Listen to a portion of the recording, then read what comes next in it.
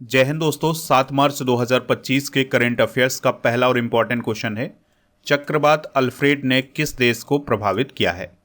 Answer हो जाएगा Australia. तो ऑस्ट्रेलिया में अभी हाल ही में साइक्लोन अल्फ्रेड आया था, तो उसने ऑस्ट्रेलिया को प्रभावित किया है। ऑस्ट्रेलिया की बात हुई है तो पृथ्वी का सबसे छोटा महाद्वीप है ऑस्ट्रेलिया। क्षेत्रफल की दृष्टि से दुनिया का छठवां सबसे बड़ा देश है। आपको याद रखना है कि ऑस्ट्रेलिया एक द्वीप भी है और एक देश भी है। ऑस्ट्रेलिया एक द्वीप महाद्वीप है। राजधानी इसकी कैनबरा है। करेंसी है ऑस्ट्रेलियाई डॉलर और यहाँ के प्राइम मिनिस्टर हैं एंथोनी अल्बनीज। यहाँ पर आप ऑस्ट्रेलिया को देख सकते हैं। दोस्तों, इसके पड़ोसी देशों में पपुआ न्यू गिनी, तिमोर लेत्से, इंडोनेशिया और न्यूजीलैंड जैसे देश आते हैं। कुछ इंपॉर्टेंट साइक्लोन डिस्कस करते हैं, जैसे चक्रवात डिके लेडी जनवरी 2025 में आया था और इसकी उत्पत्ति मोजाम्बिक चैनल में हुई थी, यानी हिंद महासागर में हुई थी, और इसने फ्रांसीसी हिंद महासागर क्षेत्र मायोट को प्रभावित किया था। चक्रवात चिडो जनवरी 2025 में आया था, ये हिंद महासागर में आया था और इसने भी फ्रांसीसी हिंद महासागर क्षेत्र मायोट को प्रभावित किया था और इसके अलावा मोजाम्बिक देश को भी प्रभावित किया था। 2024 में चक्रवात दाना आया था, जिसकी उत्पत्ति बंगाल की खाड़ी में हुई थी और इसने भारत के पश्चिम बंगाल और ओडिशा राज्य को प्रभावित किया था और इसका नामकरण कतर ने किया था। तूफान ऑस्कर की बात करें तो ये 2024 में आया था और इसने क्यूबा देश को प्रभावित किया था। इसके अलावा इसने बहामास देश को भी प्रभावित किया था। आप इस पूरे लेक्चर को बहुत ही ध्यान से लास्ट तक देखिएगा। लास्ट में आपसे क्वेश्चन पूछा जाएगा जिसका आंसर कमेंट बॉक्स में बताना है। अगर आप चैनल पर पहली बार आए हैं तो चैनल को सब्सक्राइब कर लें, बेल आइकन भी दबा लें, जिससे आपको समय पर सबसे पहले नोटिफिकेशन मिल सकेगा। आप हमारे ऐप को इंस्टॉल कर लें, लिंक इसका डिस्क्रिप्शन बॉक्स में दिया गया है। कोर्स एंड पीडीएफ वाले ऑप्शन पर जाएंगे तो यहाँ पर 1 year complete monthly current affairs का पैकेज मिल जाएगा और 1000 टॉपिक वाइज स्टैटिक जीके की पीडीएफ और 1 year topic wise all current affairs की पीडीएफ आपको यहाँ पर मिल जाएगी। दोस्तों, अगर आप मंथली करेंट अफेयर्स की ई बुक अलग से प्राप्त करना चाहते हैं तो ई बुक वाले सेक्शन पर जाकर के इसको प्राप्त कर सकते हैं। हिंदी इंग्लिश दोनों मीडियम में ई बुक मिल जाएगी। 13 महीने के करेंट अफेयर्स की ई बुक भी मिल जाएगी आपको यहाँ पर और 1800 करेंट अफेयर्स के एमसीक्यूज की ई बुक भी मिल जाएगी। नेक्स्ट क्वेश्चन है, हाल ही में वेल्थ रिपोर्ट 2025 को किसने जारी किया है। तो नाइट फ्रैंक नामक संस्था ने जारी किया है। यह संस्था लंदन यूनाइटेड किंगडम में स्थित है। तो 2025 के लिए ये जो वेल्थ रिपोर्ट जारी की गई है, इसके अनुसार इंडिया अमेरिका, चाइना और जापान के बाद दुनिया में चौथा सबसे बड़ा वैश्विक धन का केंद्र है। 2024 में देश में अरबपतियों की संख्या इस रिपोर्ट में 191 बताई गई है।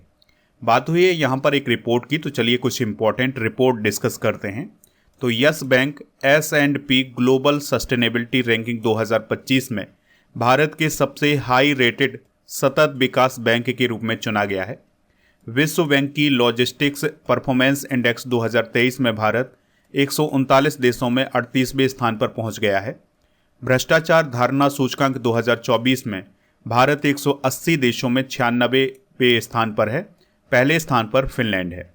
हरित भवन प्रमाणन में भारत 2024 की रैंकिंग में तीसरे स्थान पर है, जबकि पहले स्थान पर चाइना है। ग्लोबल फायर पावर इंडेक्स 2025 में भारत चौथे स्थान पर है, जबकि अमेरिका पहले स्थान पर है। नेक्स्ट क्वेश्चन है, नौसैनिक अभ्यास सी ड्रैगन 2025 का आयोजन कहाँ किया जा रहा है। आंसर हो जाएगा अमेरिका में। तो इस बार इसकी मेजबानी अमेरिका की नेवी के द्वारा की जा रही है और इस अभ्यास का आयोजन 4 से 19 मार्च 2025 तक किया जाएगा। 2025 के संस्करण में 5 देश अमेरिका, जापान, इंडिया, ऑस्ट्रेलिया और कोरिया गणराज्य शामिल हो रहे हैं और यह अभ्यास पहली बार 2019 में आयोजित किया गया था। चलिए कुछ इंपॉर्टेंट अभ्यास डिस्कस करते हैं। तो भारतीय सेना ने जल थल रक्षा 2025 अभ्यास गुजरात के बेट द्वारका में आयोजित किया है। राजस्थान में भारत इजिप्ट के बीच साइक्लोन थर्ड अभ्यास आयोजित किया गया है। भारतीय सेना और भारतीय वायुसेना ने विंग्ड रेडर संयुक्त सैन्य अभ्यास पूर्वी थिएटर में सफलतापूर्वक संपन्न किया है। भारत और मालदीव के बीच संयुक्त सैन्य अभ्यास एक्यूबेरिन का 13वां संस्करण मालदीव में आयोजित किया गया है।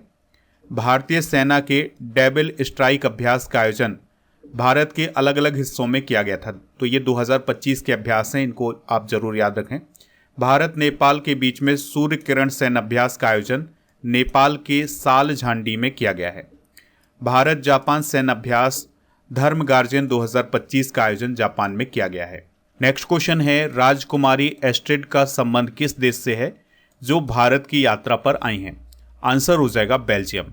तो दोस्तों 2 से 8 मार्च 2025 तक बेल्जियम की राजकुमारी एस्ट्रिड भारत की आधिकारिक यात्रा पर आई हैं। उन्होंने प्रधानमंत्री मोदी जी से मुलाकात की है। इसके अलावा हमारे देश के जो विदेश मंत्री हैं डॉक्टर एस जयशंकर जी, उनसे मुलाकात की है। दोस्तों वो अपनी इस यात्रा के दौरान उत्तर प्रदेश, महाराष्ट्र और दिल्ली का दौरा भी करेंगी और इस यात्रा के दौरान भारत और बेल्जियम के मध्य नवीकरणीय ऊर्जा, रक्षा और पर्यावरण से संबंधित मुद्दों पर चर्चा की जाएगी। बेल्जियम की राजधानी ब्रुसेल्स है, यूरो करेंसी है, प्रधानमंत्री हैं वार्ट डी वेबर। दोस्तों जो बेल्जियम है यह यूरोपीय यूनियन और नाटो का मेंबर है। तो यूरोपीय यूनियन और नाटो का जो मुख्यालय है यह बेल्जियम की राजधानी ब्रुसेल्स में है। दोस्तों बेल्जियम एक संवैधानिक राजतंत्र है जहां राजा राज्य का प्रमुख होता है। यहाँ पर आप बेल्जियम को देख सकते हैं, ये यूरोप महाद्वीप है। इसके पड़ोसी देशों में नीदरलैंड है, जर्मनी है, लग्जमबर्ग है और फ्रांस है। नेक्स्ट क्वेश्चन है, केंद्र सरकार द्वारा गोविंद घाट से हेमकुंड साहिब तक 12.4 किलोमीटर लंबी रोप वे को किस राज्य में मंजूरी दी गई है? आंसर हो जाएगा उत्तराखंड। दोस्तों इस रोप वे को बनाने का उद्देश्य है पूरे वर्ष भर कनेक्टिविटी प्रदान करना, यानी कि गोविंद घाट से लेकर हेमकुंड साहिब तक पूरे वर्ष भर कनेक्टिविटी प्रदान करने के लिए ये रोप वे बनाया जा रहा है। रोप वे क्या होता है? तो रोप वे में रस्सियों के द्वारा यात्रियों को एक स्थान से दूसरे स्थान तक पहुंचाया जाता है, तो इसे रोप वे बोला जाता है। उत्तराखंड की बात हुई है तो देहरादून इसकी राजधानी है। गुरमीत सिंह राज्यपाल हैं। मुख्यमंत्री हैं पुष्कर सिंह धामी जो कि बीजेपी के हैं। राष्ट्रीय उद्यान है Jim Corbett national park, Nanda Devi Rajaji national park, फूलों की घाटी national park, Gangotri national park और गोविंद राष्ट्रीय उद्यान। उत्तराखंड की बात करें तो यहाँ पर स्थित है उत्तराखंड। इसकी सीमा हिमाचल प्रदेश, हरियाणा और उत्तर प्रदेश से लगती है। उत्तराखंड के करंट अफेयर्स को एक बार रिवाइज करते हैं तो एकल महिला स्वरोजगार योजना उत्तराखंड में शुरू की गई है। उत्तराखंड सरकार ने जोशीमठ तहसील का नाम बदलकर ज्योतिर्मठ और कोसिया कुटोली तहसील का नाम बदलकर परगना श्री कैंची धाम कर दिया है। 38वें नेशनल गेम्स का आयोजन उत्तराखंड में किया गया था। संविधान लागू होने के बाद उत्तराखंड देश में समान नागरिक संहिता यानी यूसीसी लागू करने वाला पहला राज्य बना है। एडीबी यानी एशियन डेवलपमेंट बैंक ने उत्तराखंड जीवंतता सुधार परियोजना के लिए $200 मिलियन की राशि को मंजूरी दी है। उत्तराखंड सरकार ने पिरूल लाओ पैसे पाओ अभियान शुरू किया है। रितु बेहरी उत्तराखंड हाईकोर्ट की पहली महिला मुख्य न्यायाधीश बनी है। नेक्स्ट क्वेश्चन है, पटवा के अंतर्राष्ट्रीय यात्रा पुरस्कार 2025 में भारत में वर्ष का गंतव्य का पुरस्कार किसे मिला है? आंसर हो जाएगा इसका गोवा को। तो पटवा का मतलब होता है Pacific area travel writers association. तो इसने अभी हाल में जर्मनी के बर्लिन में अंतर्राष्ट्रीय यात्रा पुरस्कार 2025 के विजेताओं की घोषणा की है। तो चलिए इसके कुछ प्रमुख विजेता डिस्कस करते हैं। तो वर्ष का गंतव्य प्राकृतिक आकर्षण घोषित किया है गुआना को। वर्ष का गंतव्य दर्शनीय सौंदर्य और ऐतिहासिक स्थल घोषित किया गया है इटली को। वर्ष का गंतव्य अनुभव घोषित किया गया है ब्राज़ील को। और वर्ष का गंतव्य रॉयल अनुभव घोषित किया गया है राजस्थान को। इसके अलावा इंडिया का वर्ष का गंतव्य घोषित किया गया है गोवा को। तो ये सारे अवार्ड आप नोट कर लें। चलिए कुछ और इम्पॉर्टेंट करेंट अफेयर्स डिस्कस करते हैं। तो ऑस्कर अवार्ड 2025 में बेस्ट फिल्म का अवार्ड मिला है अनोरा को। पशु कल्याण में प्राणी मित्र पुरस्कार 2025 मिला है अखिल जैन को। ब्रिटेन से मानद नाइटहुड की उपाधि अभी हाल ही में मिली है सुनील मित्तल को। राष्ट्रीय सुरक्षा परिषद द्वारा सर्वश्रेष्ठ सुरक्षा पुरस्कार दिया गया है मोपा एयरपोर्ट गोवा को। स्कॉच पुरस्कार 2025 मिला है नागालैंड की वन परियोजना को। स्पोर्ट्स स्टार एसएस अवार्ड 2025 में sport woman of the year Olympic खेल घोषित की गई है Manu Bhaker. BBC Indian sports women of the year 2025 का अवार्ड मिला है मनु भाकर को। डोगरी में साहित्य अकादमी पुरस्कार 2024 मिला है चमन अरोड़ा को। और एलन वॉर्डर मेडल 2025 मिला है ऑस्ट्रेलिया के क्रिकेटर ट्रेविस हेड को। नेक्स्ट क्वेश्चन है active pharmaceutical ingredients green hydrogen और 2G एथेनॉल के लिए देश की पहली एकीकृत विनिर्माण सुविधा कहाँ स्थापित की गई है? तो यह सोलन हिमाचल प्रदेश में स्थापित की गई है। बात हुई है हिमाचल प्रदेश की, तो राजधानी इसकी शिमला और धर्मशाला है। तो जो धर्मशाला है यह शीतकालीन राजधानी है। राज्यपाल हैं शिव प्रताप शुक्ल, मुख्यमंत्री हैं सुखविंदर सिंह सुक्खू जो कि कांग्रेस से संबंधित हैं। विधानसभा की 68 सीटें हैं। राज्य पशु है हिम तेंदुआ, राज्य पक्षी है जुजुराना और यहाँ के प्रमुख लोक नृत्य हैं नटी नृत्य, डांगी नृत्य और कायांग माला नृत्य। हिमाचल प्रदेश को आप यहाँ पर देख सकते हैं, इसकी सीमा लद्दाख, जम्मू कश्मीर, पंजाब, हरियाणा और उत्तराखंड से लगती है। कुछ प्रथम घटनाएं डिस्कस करते हैं। तो 4 दिन वर्क वीक वाला एशिया का पहला देश कौन बना है? सिंगापुर। ISO प्रमाणन प्राप्त करने वाला राज्य का पहला कमिश्नरेट कौन बना है? नोएडा। और मेनिनजाइटिस का टीका पेश करने वाला दुनिया का पहला देश कौन है? नाइजीरिया। अंतरिक्ष की यात्रा करने वाले पहले भारतीय पर्यटक कौन है? गोपी थोटाकुरा। विश्व का पहला शाकाहारी शहर कौन बना है? तो ये बना है पालीताना जो कि भावनगर गुजरात में है। देश की पहली अंडर वाटर मेट्रो की शुरुआत कहाँ की गई है? कोलकाता में। BSF की पहली स्नाइपर बनी है सुमन कुमारी। गर्भपात को संवैधानिक अधिकार का दर्जा देने वाला देश कौन बना है? फ्रांस। भारत की पहली ड्राइवरलेस मेट्रो ट्रेन की शुरुआत बेंगलुरु में की गई है और दुनिया की पहली 3D प्रिंटेड मस्जिद का अनावरण सऊदी अरब में किया गया है। नेक्स्ट क्वेश्चन है विश्व सतत विकास शिखर सम्मेलन 2025 का आयोजन कहाँ किया जा रहा है? आंसर हो जाएगा नई दिल्ली में। तो विश्व सतत विकास शिखर सम्मेलन 2025 का आयोजन 5 से 7 मार्च 2025 तक नई दिल्ली में किया जा रहा है। इसका उद्घाटन किया था केंद्रीय पर्यावरण मंत्री भूपेंद्र यादव जी ने।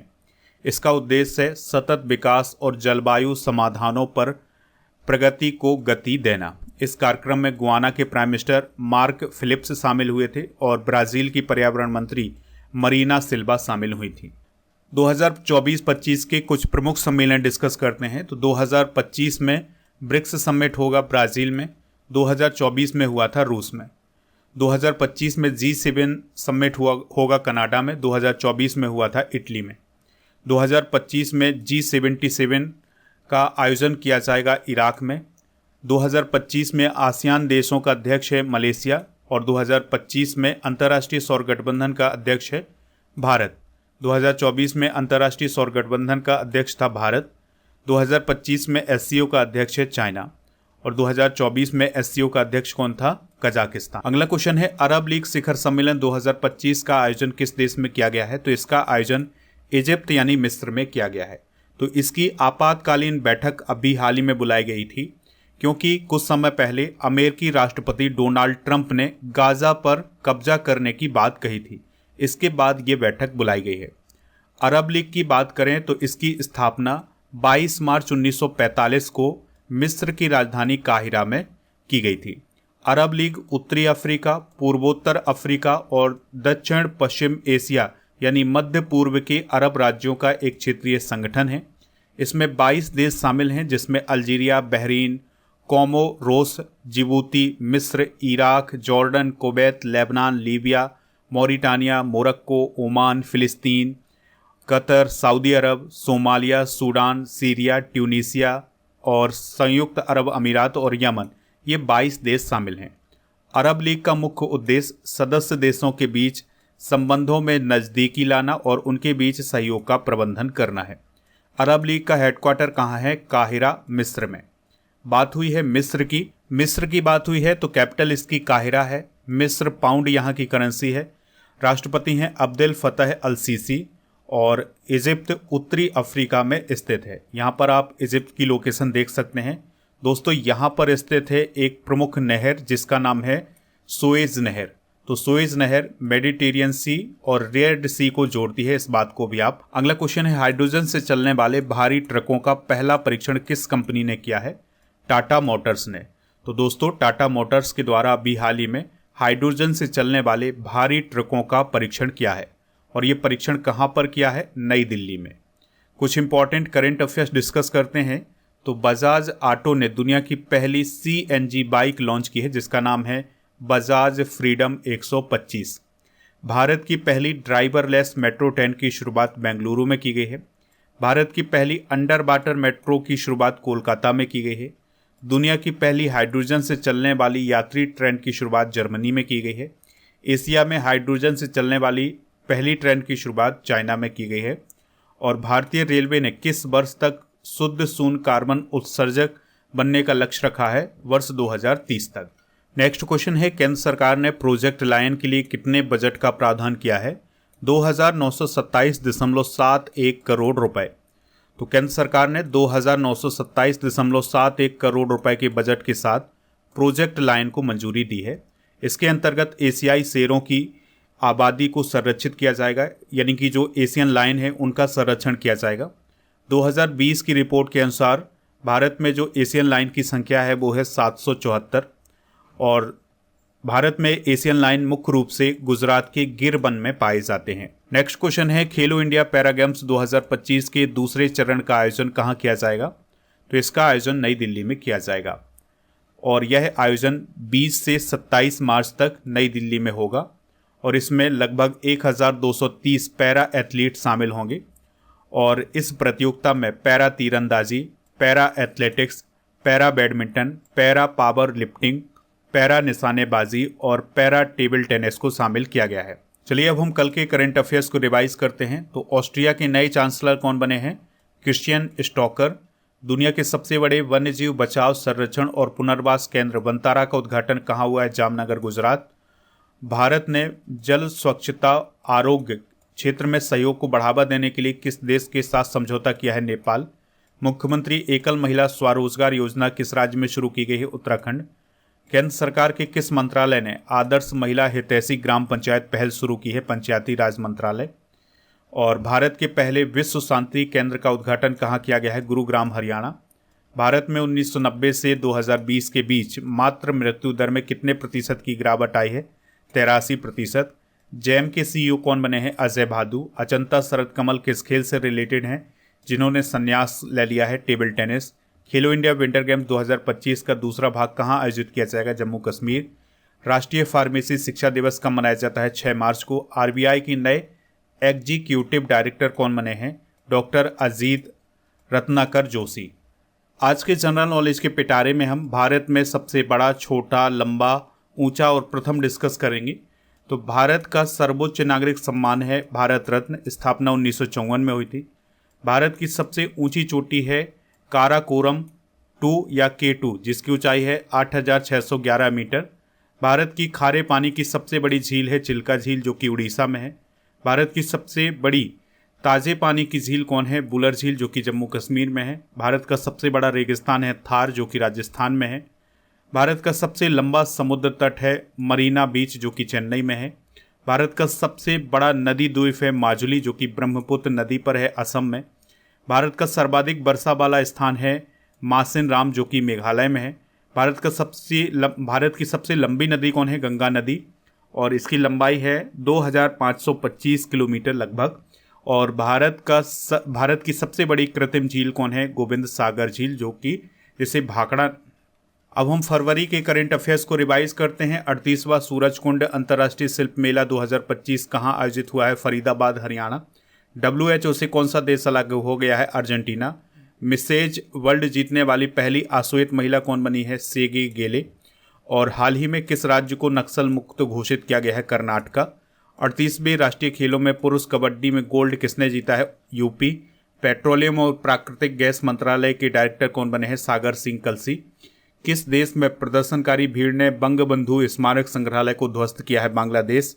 जनजातीय सांस्कृतिक समागम का आयोजन कहाँ किया गया है? प्रयागराज। सुप्रीम कोर्ट के सम्मानजनक मौत के अधिकार से जुड़े फैसले को लागू करने वाला पहला स्टेट कौन बना है? कर्नाटक। ब्रायन मर्फी का निधन हो गया है, वह कौन थे? ब्रिटिश अभिनेता। कल के करंट अफेयर्स में पूछा गया था कि आरबीआई की स्थापना किस वर्ष हुई थी? तो 1935 में हुई थी। तो लगभग सभी लोगों ने इसका आंसर 1935 बताया है। आज आपके लिए क्वेश्चन है, अरब लीग का मुख्यालय किस देश में है? जो भी इसका राइट आंसर हो कमेंट बॉक्स में आप जरूर बताएं। ऐप पर जो स्पेशल ऑफर चल रहा है जिसमें आप एक वर्ष के ऐप पर एक स्पेशल ऑफर चल रहा है जिसमें आप 2024 के मंथली करंट अफेयर्स की सारी ई बुक प्राप्त कर सकते हैं, हिंदी इंग्लिश दोनों मीडियम में। तो इसको आप वहां से प्राप्त कर सकते हैं। और इसके अलावा दोस्तों टेस्ट पास वाले ऑप्शन पर जाकर के आप डेली करेंट अफेयर्स का टेस्ट दे सकते हैं। ये जो ई बुक आपको दिखाई दे रही है आपकी स्क्रीन पर, ये सारी ई बुक जीके की ई बुक है, हिंदी इंग्लिश दोनों मीडियम में ऐप पर मिल जाएंगी। इसके अलावा टेस्ट पास मिल जाएंगे जिसमें 4000 से अधिक टेस्ट होंगे 1 वर्ष की वैलिडिटी के साथ।